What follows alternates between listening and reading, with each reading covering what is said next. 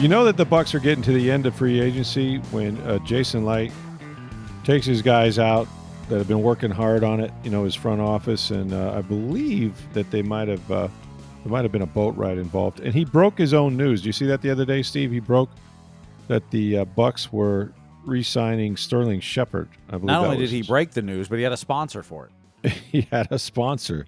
Who was the sponsor again? I believe it was Fifth Third Bank. Fifth Third. Okay, yeah. So one of the Bucs sponsors sponsored Jason Light, who's a pretty good source for these things. But Sterling Shepard back, and I thought that was unique. Jason likes to have fun with that sort of stuff in free agency in particular. Um, it's gotten a lot of attention, and I think rightfully so. I think you see splash signings throughout the NFL, and it's not that the Bucs are opposed to them per se, but they certainly over the years have adopted a philosophy of better to invest in the players than to invest big money anyway into players you don't know. And that has served them well. We've seen a number of players, Lavonte David included, just this past week, have been signed to multiple contracts, right? Free agent extensions. I think this might be Lavonte's.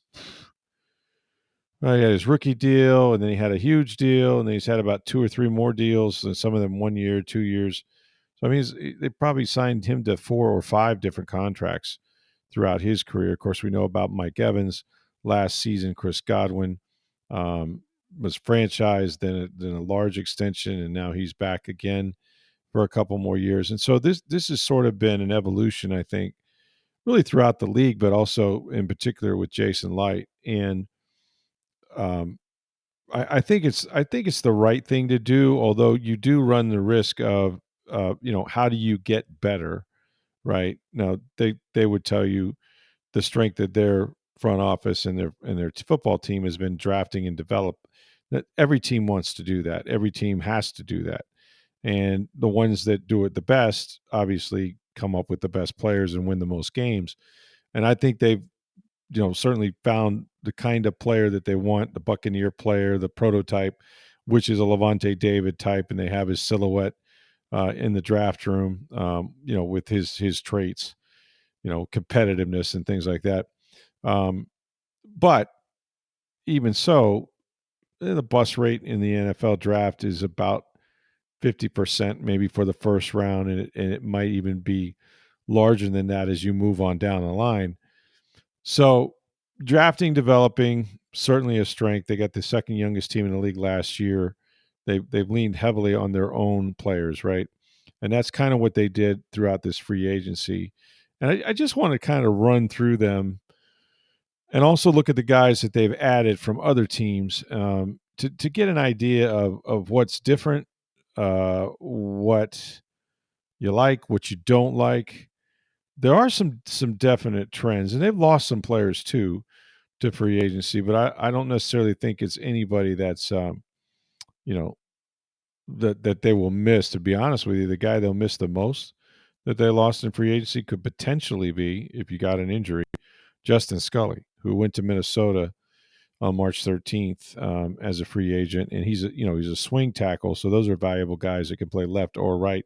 Probably a better left tackle. We figured that out last year when he stepped in for Tristan Wirfs. Kind of struggled early on when he was pressed into service for Luke Gedeke at right tackle, especially at Detroit. But he ended up in Minnesota in part because it's funny as the salary cap grows and teams have more and more money, they tend to spend it on different things, right? And the biggest increase I think for positions have been, if you're not a starter, has been that swing tackle position. They're getting paid significant money, more significant than the Bucs wanted to spend.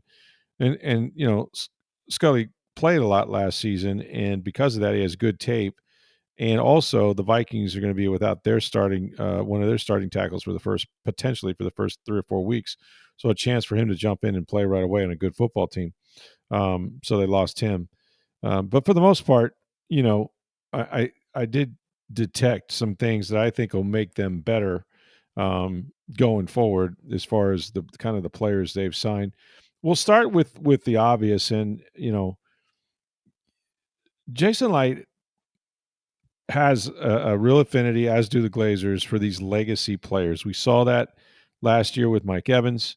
Mike had a chance to go probably several other places, including closer to home in Houston. And it really wasn't as slam dunk maybe as some people realized, but he did decide, when he talked to his wife Ashley, that like maybe we should just stay here. And I think to create an environment where players want to stay in the same with the same team. Obviously, it's easier for them from a personal life with schools and homes and things like that, not relocating family and all that. So that's always probably preferred, but it's not automatic. I mean, generally free agency is about money, right? Generally, it's about I want $1 more, and I'm going to go to that team.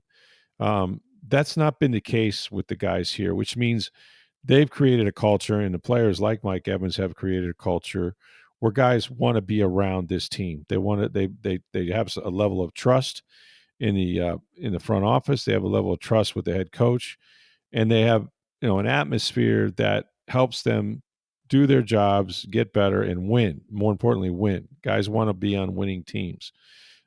Maybe it's not the first priority for some guys, but I think it is. For most of the Buccaneers anyway. And so we saw that happen with Mike. We've seen it happen in the past here. And so that's why it wasn't a surprise after last year when they got, Baker Mayfield back and, um, you know, Mike back and then extended Tristan Wirfs and Antoine Winfield Jr. Like that's what you want to do. You get players that you draft, they outperform their rookie contracts, and you want to make them lock them up and make them happy for years to come. Now it didn't work out for last year for Winfield Jr. Because he was injured, and I think he was injured early on, never really got back to his former self. And we'll see how he's going to be, coming back this season. It's a really big year for him. But for the most part, the guys they re-sign still have something left in the tank. But here's the problem, Steve. Here's the danger with just, it's sort of a little bit of a catch-22, especially with older players. So you re-sign Mike Evans, and he spits out another 1,000 yards. Great.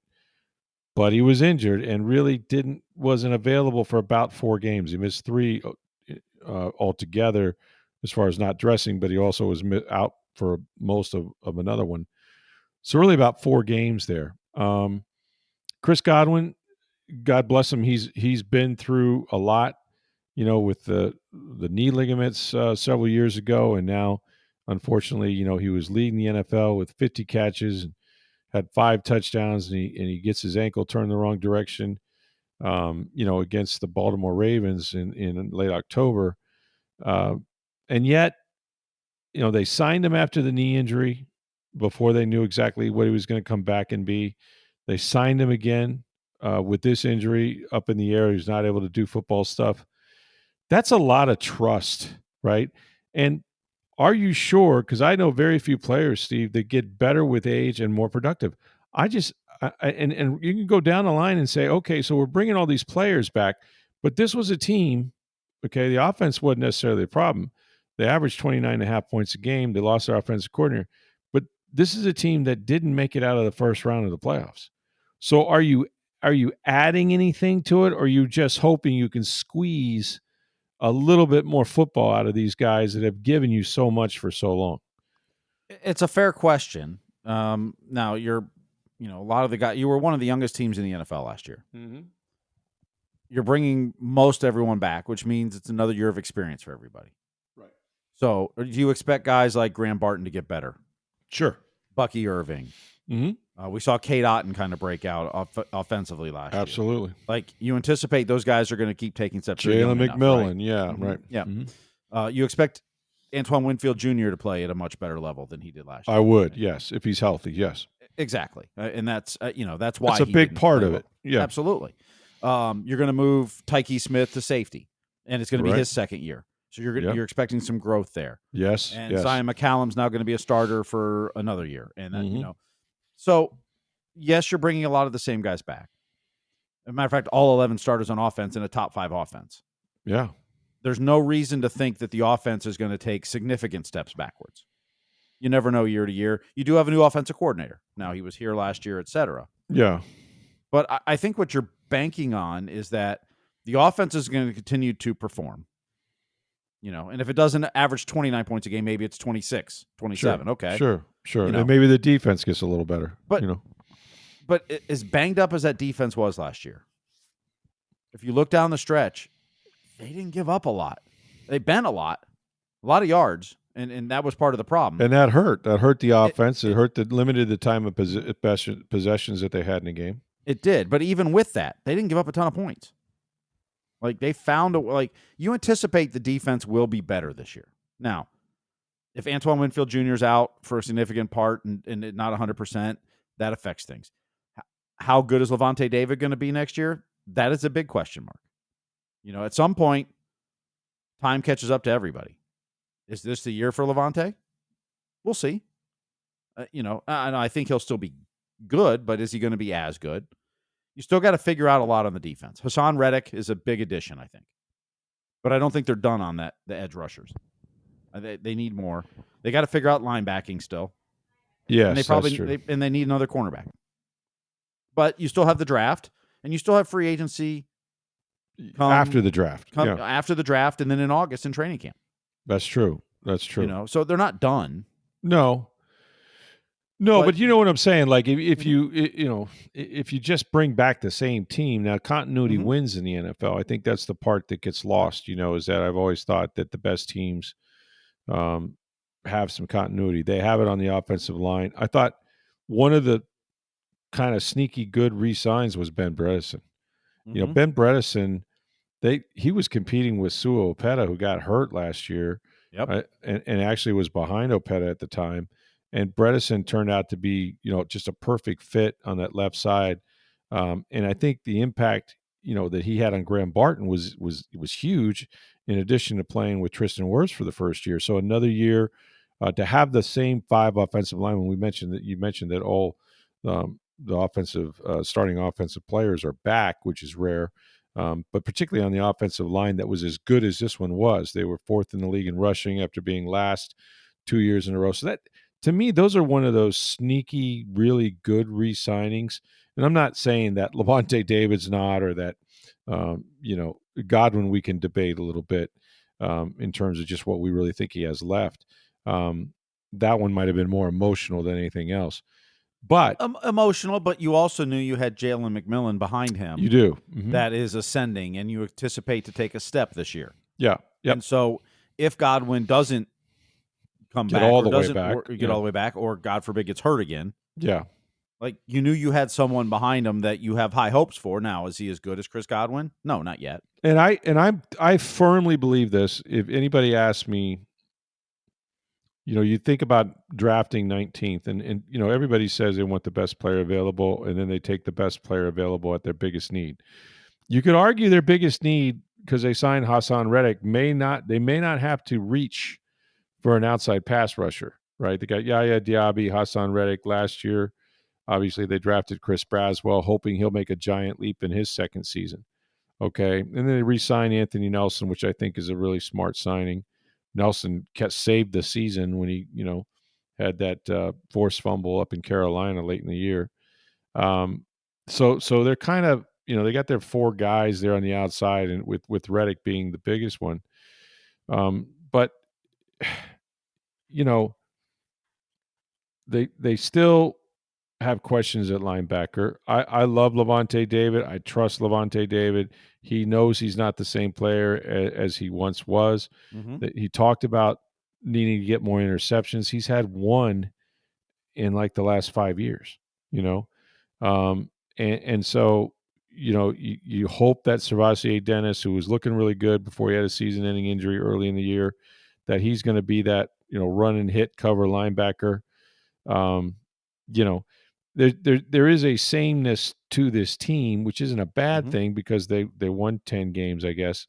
The Sterling Shepherds is a nice piece. How much, you're not asking him to start, but when he got injuries, he made some big catches for them.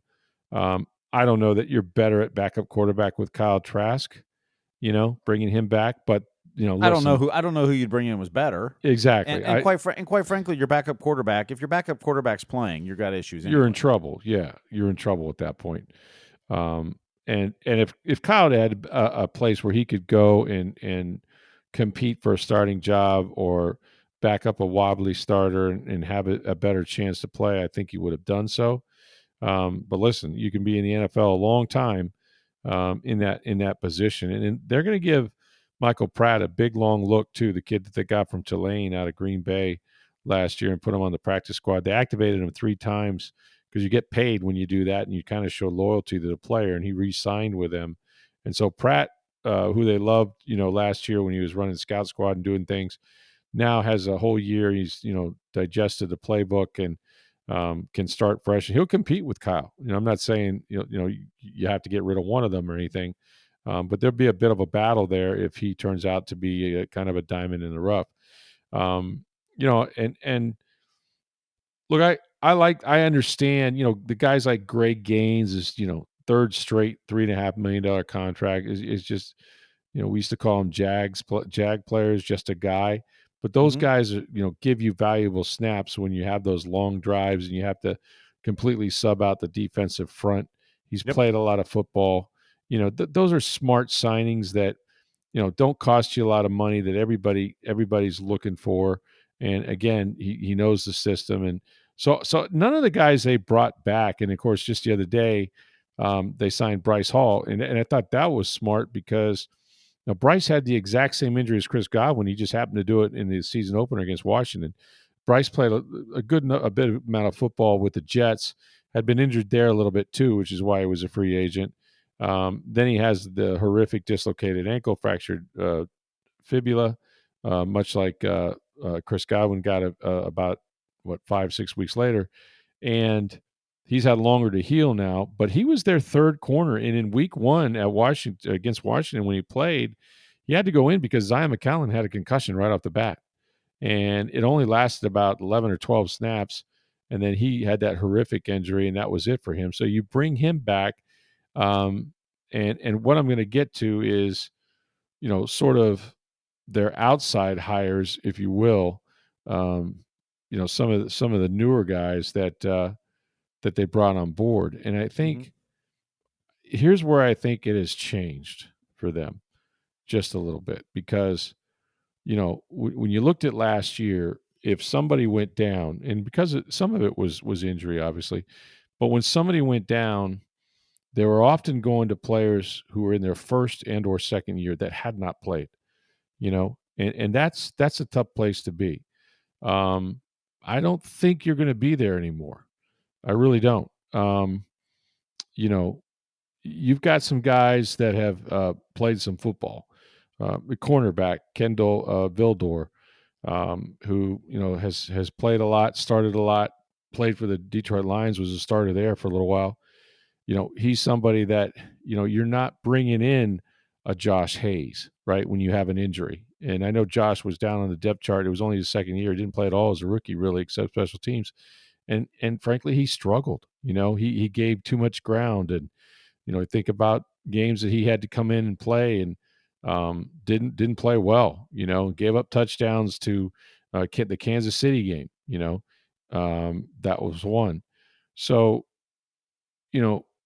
I think what they have done this year, as opposed to in the past, is I think they've gone out and found some veterans, some guys that have played the game that you're not going to essentially rookies, or young players.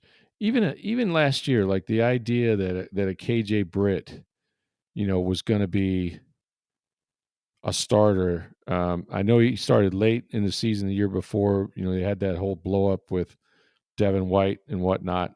But I felt like, he was sort of a one-dimensional downhill run thumper. And what did they do? They struggled in coverage. Something serious. And, they couldn't get it done.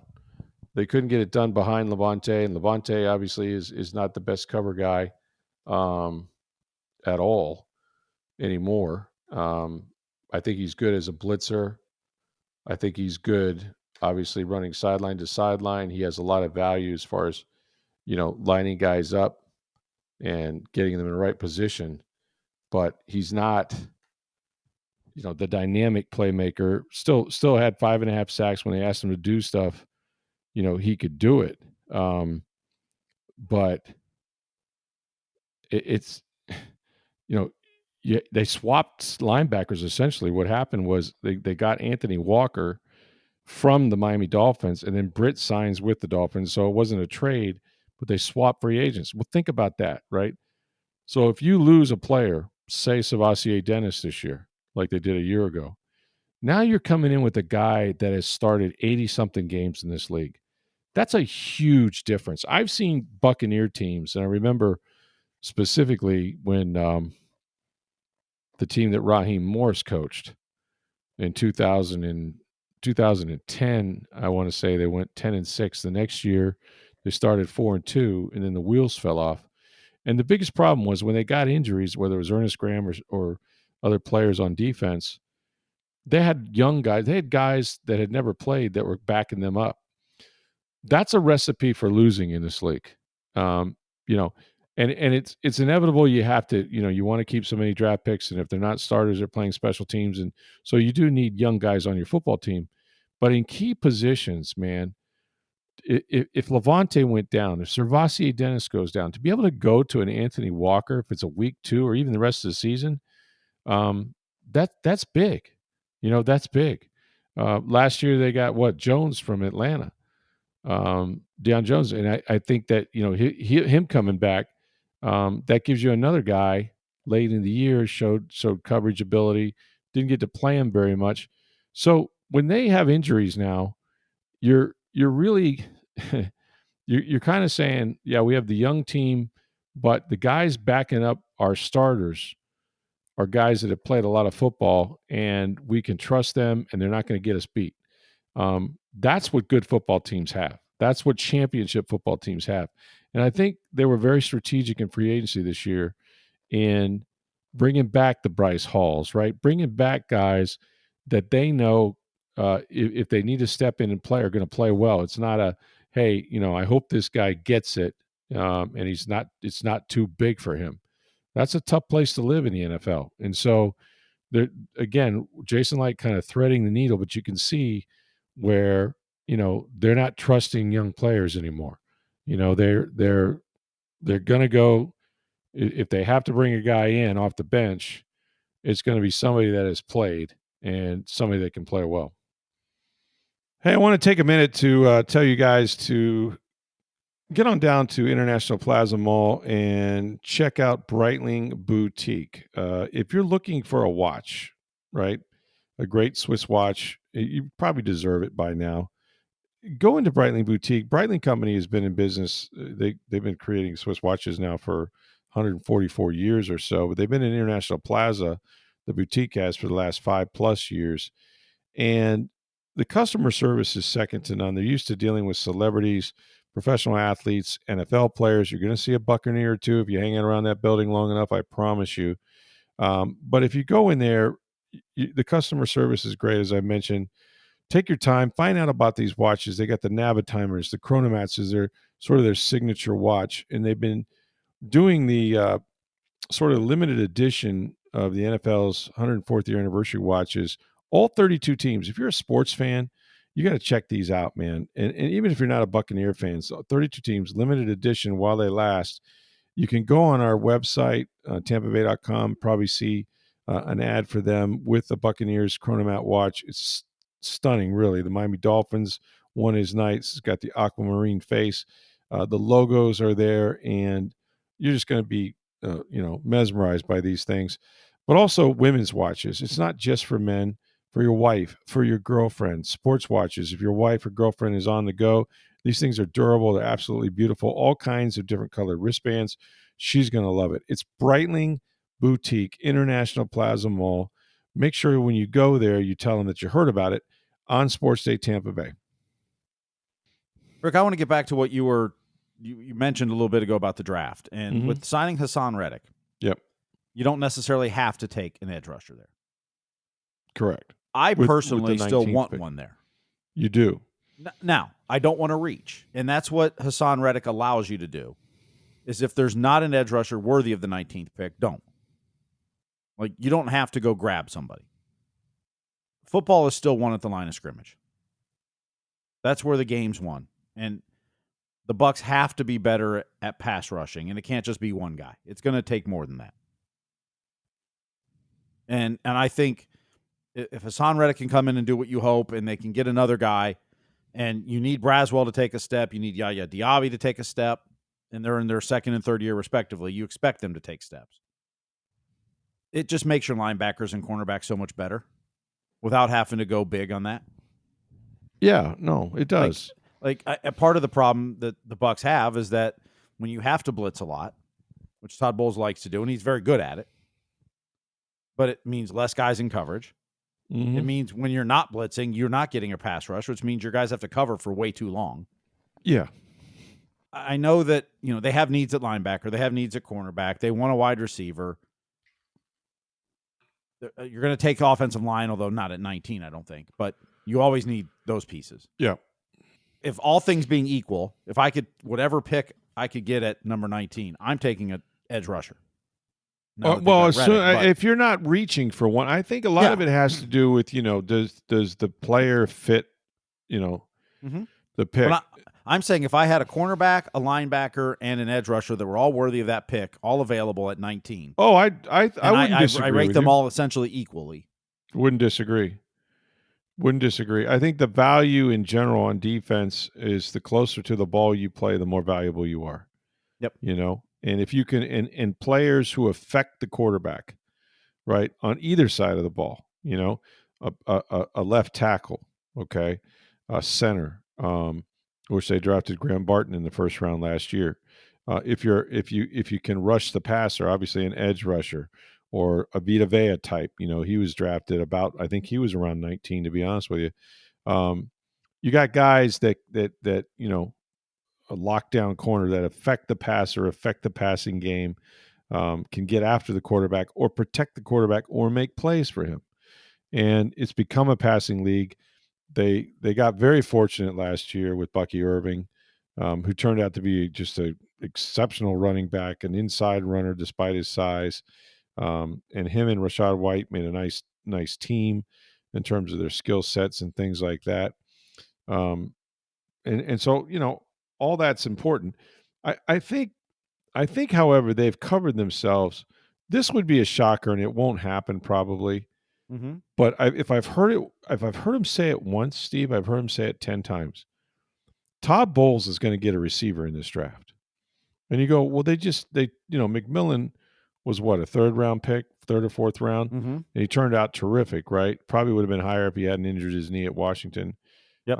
But if you think about the age of Mike Evans, and that this very likely, not definitely, but I would say, let's say Mike Evans goes out there and gets his 1,000 yards. Okay. Mm-hmm. Now, anything can happen, right? If he, gets 1,400 yards and 15 touchdowns, he's going to keep playing.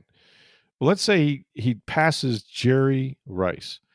His Hall of Fame entrance is secured probably already.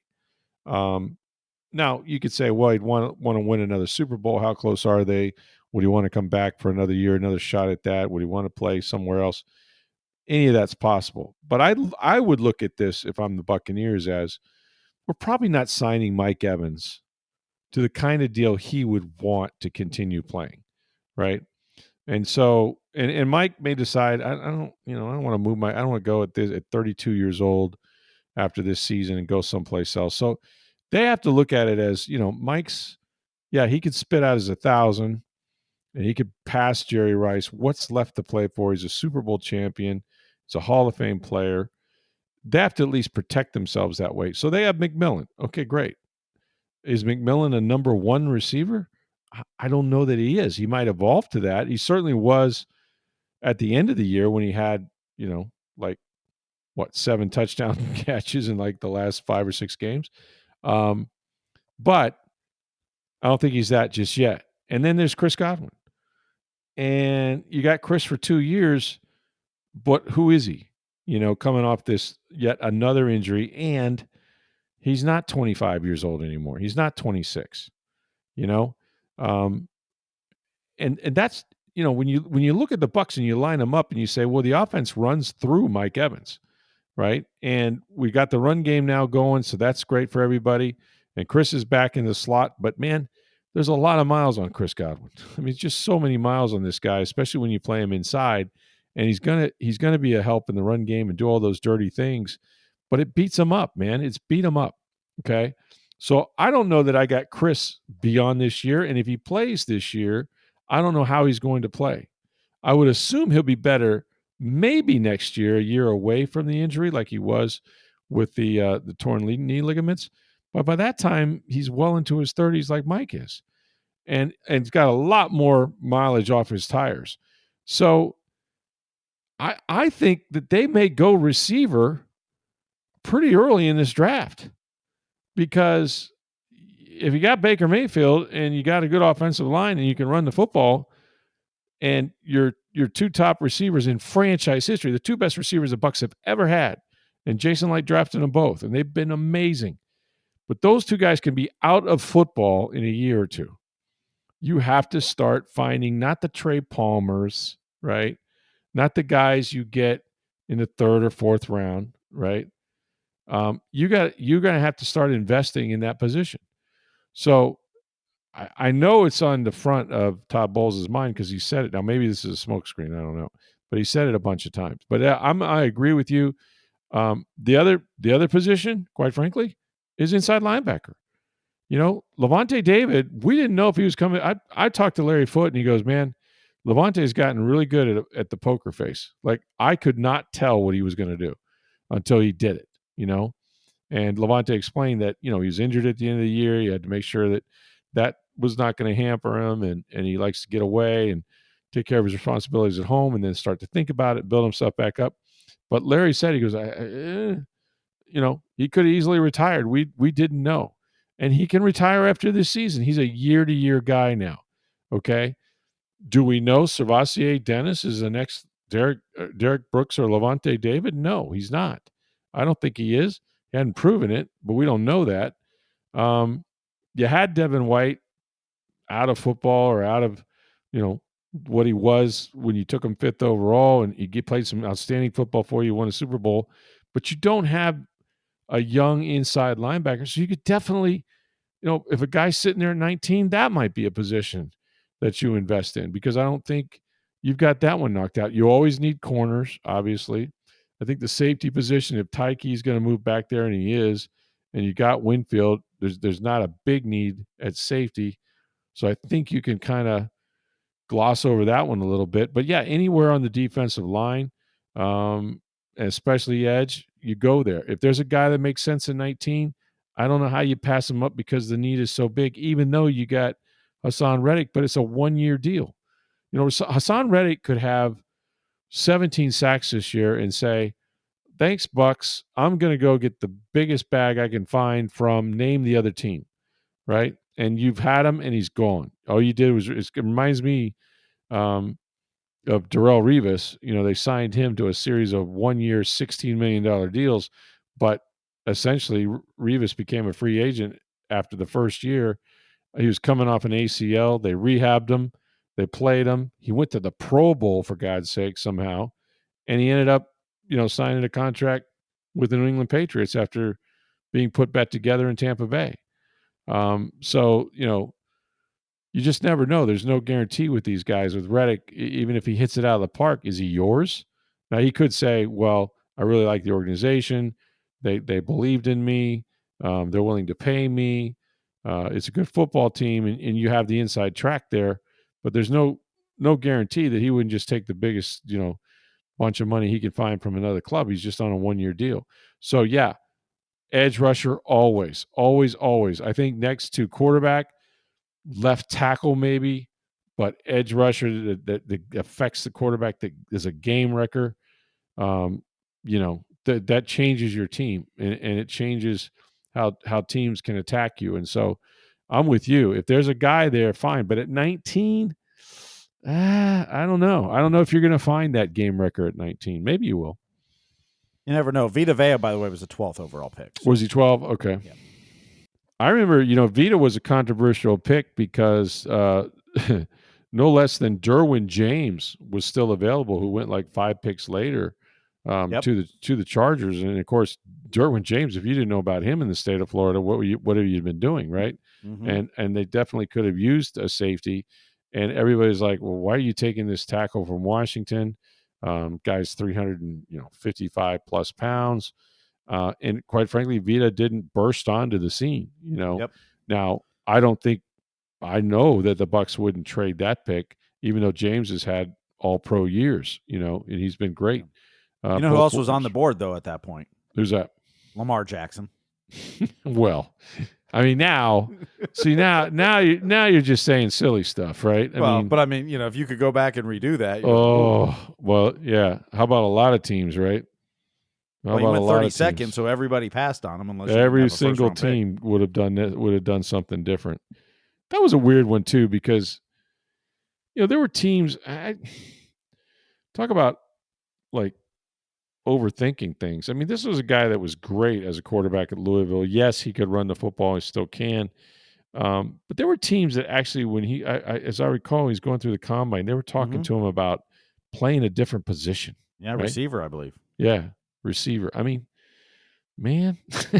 So the hard part about Lamar, and the Ravens did this, and it's been pretty successful, and they've not won a Super Bowl with him, but is that you had to be willing to change your entire offense. Yeah. Like when they took him, I mean, they went to basically Spread 3 option. tight end sets, and they brought in a bunch of tight ends, and they did. They changed the way they run their offense, and not every organization, not every coach, not every coordinator is willing to just go, well, let me figure something else out. Yeah. Because I've got this tool. Right. And so the Ravens benefited by taking him the last pick of the first round. Right. And completely changed the way they run their offense. And he's won 2 AFC MVPs. So definitely smart. I think teams outthink themselves. Just give me a good football player. Just give me a guy. Well, give me a good football player, and then be willing to figure out the best way to use those players. Like, not just you have to fit my system. Exactly. Figure out how to create the best environment situation for your players to succeed. It's players, not plays, right? And you make them do, and you do what they do the best. You don't try to shoehorn them and say, okay, Lamar Jackson, you're going to be a pocket passer, but a whole league swung and missed, either weren't willing to do it or didn't think he could do it. But, the guy's won 2 MVPs. I mean, it's just NFL MVPs. So that's when you overthink things. Just get good football players and put them in positions where they can play good football. Just it's really it's a simple game. It's hard to do, but I think a lot of times these scouts and franchises get in their heads a little bit. If you dominated like that, the competition at the highest level, and in Louisville was, and you dominated the competition, you should be a very good to great player in the NFL, especially a quarterback. And I just think that they talk about, well, we look at the tape and all of this. It is a projection. You're right. There wasn't, you're going to have to do some things on offense with the spread option and the read option and that sort of stuff. But okay, let's build it around this guy. Let's make this guy the centerpiece of our franchise, and he has been. And we'll see if he wins the Super Bowl. I think he's good enough to do it. I think Philadelphia's probably done the best job of adapting to the talent they've had and moving on from people, whether it was Carson Wentz, with Jalen Hurts is another guy. If you redrafted Jalen Hurts today, would he last as long as he did for the Eagles? No. So some organizations just have, But I also wonder if he'd have been successful at another organization. Maybe not. Would they adapt and change their philosophy towards him? I mean, I Maybe think not. A lot of times that's what happens with early quarterback picks. Yeah. They go to bad teams. Exactly. And bad situations, and then they try to force quarterbacks to do things they're not capable of doing. Mm-hmm. Yeah, I think bad teams is the biggest thing. I think if you're drafted later and you have talent and you're around a good organization and a good team and a good culture, you have a chance. And sometimes if you're talented as hell and you're the first pick or one of the first picks in the draft and you go to a lousy team, you have a savior complex. You have nothing around you, especially at the quarterback position. It's the most dependent position on the team. You can't do anything. Even if you can learn the playbook, even if you can diagnose defenses in the rotation of coverage and all those things you have to do in a few seconds, even if you can do all of that, if you don't have the players around you to protect, to run routes, to win routes, to catch the ball, to not, to run the football, it's just not going to work. It doesn't matter how good you are. So there's very few players that can do that on their own, if any. And it's that's usually what happens is these really good athletes and quarterbacks go to really bad football teams. I think Baker Mayfield was a victim of that. That Cleveland Browns team was 1-32 before he showed up. And in the third year he got them into the playoffs and they beat the Steelers. Me and Tom talked about that the other night. And then he got bounced around in 4 teams, 18 months, and now he's kind of settled in and he learned from all those experiences, and he's $100 million quarterback for the last next 3 years. So you wonder if Jameis Winston went to a better team at that time. Would he be different? I think that Jameis definitely suffered from the savior complex. I think, and I also that's probably the biggest thing you could say is that he felt like he had to do it, that he was the only one that could do it, that he was there to turn the franchise around, and he was. Right? When you take a draft pick number 1 overall, and particularly one that it was so well known in the state of Florida and nationally, won a national championship. There was a lot on his expectation list, right? Still is because all those resume things apply. But there's also a way that Jameis plays football that has an arrogance to it that may have worked in the college ranks when you were so much better than everybody, and it wasn't just Jameis on those. Go back and look at those Florida State teams and who they had on them, right? Running the football, playing defense. You could overcome those mistakes against, most of the teams you faced every week. You were better than. You got to the NFL with not as good a team. Obviously, the first pick in the draft, they were the worst team in the league. But Jameis still played the position like, and he still does it. Like, okay, watch this. Like he had to be the reason you won. Like, and I think Tom Brady said it best. Like sometimes the greatness of Brady was just that he didn't get bored being boring. He took what defenses gave him. He took the check down. Got the ball out of his hands. He didn't take sacks. He didn't force things. He didn't make turnovers. Whereas even today, Jameis is going to drop back there. He's going to hold the ball. He's going to try to gun it into a tight window or make a big play. And more often than not in his career, it's blown up in his face. He might have one great game. You go, wow. And you see he's almost the player you want him to be. And then he reverts back to his bad habits. And, he plays like he has some kind of weird entitlement. Like, you can't convince him otherwise that he's not one of the best players. And the arrogance part of it probably served him well throughout his life and his career. But he never understood that's not how you win football games. Your job as a quarterback, okay, is to protect the ball and win. Right? Any way possible. You got to find a way to win. On bad teams, that's hard to do, but you got to be willing to be boring too, and check it down and, punt the ball when you need to and all those things that just don't hurt your football team. And I don't think Jameis has gotten to that point at any point in his career. I'll see him go out there and he's entertaining. He's certainly entertaining, but in a bad way as much as he is in a good way. That year that he threw for 5,000 freaking yards and 33 touchdowns was unbelievable. Like he made a lot of throws, man. But then the 30 interceptions, you can't begin to win that way. You can't even begin to win that way. And the pick sixes and, the early pick sixes and just, some games where his first pass was intercepted, like, that's just death. It's death to an NFL team. It doesn't, none of those numbers, none of those statistics even matter when you turn the ball over like that.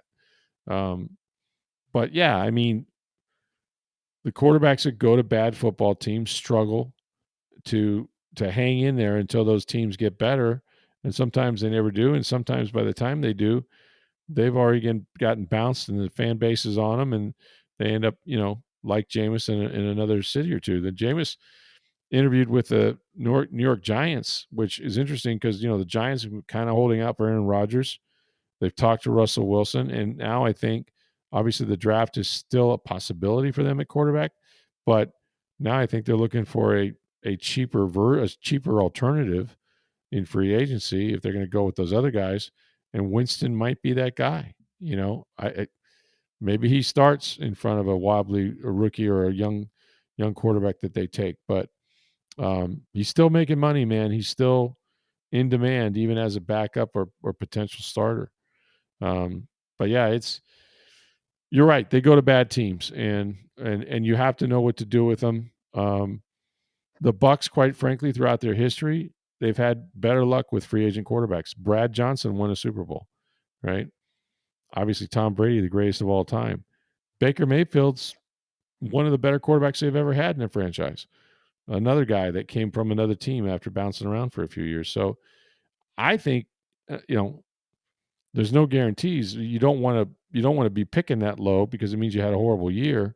But I think you're better off finding a guy that's already had the battle scars and has gone through some stuff, and then you get him like a Baker Mayfield or a Brad Johnson or someone like that, and they come in as a more experienced, more effective quarterback because of those experiences, and you just move forward. I mean, Matthew Stafford won a Super Bowl for the LA Rams. Now turns out Jared Goff may do that for the Detroit Lions at some point, but they got exactly what they needed out of Matthew Stafford, and he'd been in Detroit for years.